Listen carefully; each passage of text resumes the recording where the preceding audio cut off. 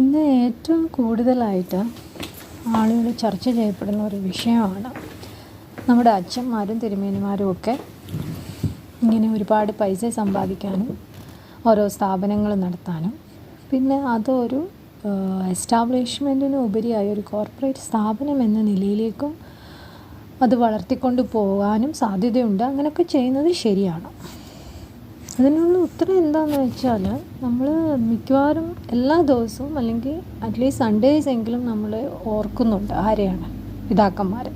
അതുപോലെ തന്നെ സെയിൻസ്, നേരത്തെ ജീവിച്ചിരുന്ന വിശുദ്ധന്മാർ, അവരെയൊക്കെ ഓർക്കുന്നുണ്ട്. അപ്പം അവരുടെ ജീവിതത്തിൽ എന്താണ് ചെയ്തുകൊണ്ടിരുന്നത്? അവരെ ഇങ്ങനെ നാട് തോറും നടന്ന് അല്ലെങ്കിൽ രാജ്യങ്ങൾ തോറും സഞ്ചരിച്ച് ഇങ്ങനെ പൈസ ഇരക്കുമായിരുന്നു. അതോ അവരവരുടെ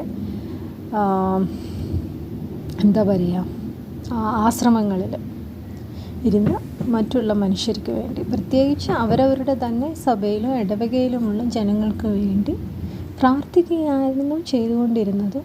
അങ്ങനെ വിശുദ്ധമായൊരു ജീവിതമായിരുന്നു അവർക്കുണ്ടായിരുന്നത് എന്നുള്ളത് നമ്മൾ ചിന്തിക്കേണ്ടിയിരിക്കുന്നു.